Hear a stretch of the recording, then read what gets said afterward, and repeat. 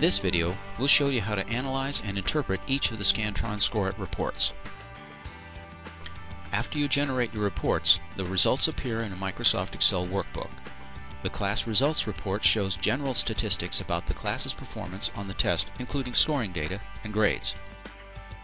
The report provides statistics for each student, including their total scores and information related to missing or incorrect answers. If you're using profiles, the report can include the student names and learning objectives associated with each question. Next, we'll look at the item analysis report. This report provides statistics that help you assess the reliability, difficulty, and effectiveness of test questions.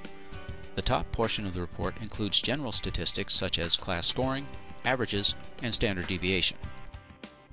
The table provides more detailed statistics for each question on the test, including the percentage of students who answered the question correctly, the correct answer, and how students responded to a test question. The unused distractor is a listing of incorrect answers that were not used. The point by serial measures the correlation between the correct answer on a given question and the total test score of a student.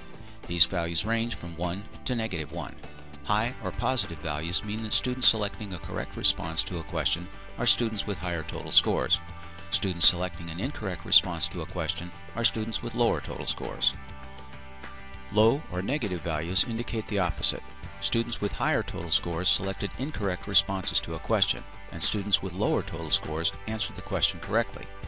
Low point by serial values can help identify questions that may be flawed or problematic.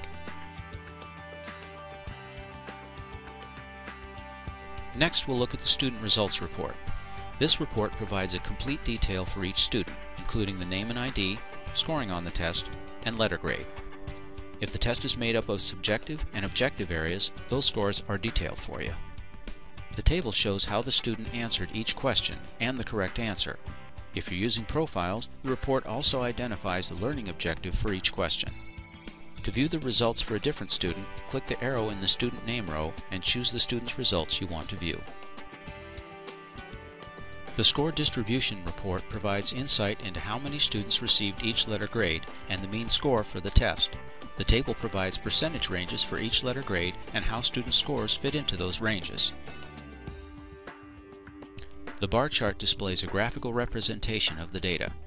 This report requires a Class Standards profile with at least the Grades tab complete. For more information about profiles, be sure to view Setting Up Profiles. The Mark Quality Report provides machine details about how well the students marked the bubbles. While the Scantron score did properly read the marks, this report warns teachers that these same marks may not be recognized by other scanners, such as those used for scanning high-stakes tests. This can be particularly useful with younger students who are just learning how to bubble in test forms. Marks in the red or light area would be too light for other scanners to read. That is, on tests not scored by the Scantron score, such as high-stakes tests, the question could be marked wrong, resulting in a lower score for the student. Marks in the yellow or marginal area are almost dark enough to be read, but may not be recognized by other scanners. Marks in the green or good area are just right and are dark enough to be read easily. In areas where the mark quality is light or marginal, you'll want to work with students to make darker marks. For more information about ScoreIT reports, be sure to view the Scantron ScoreIT online help. We'll see you next time.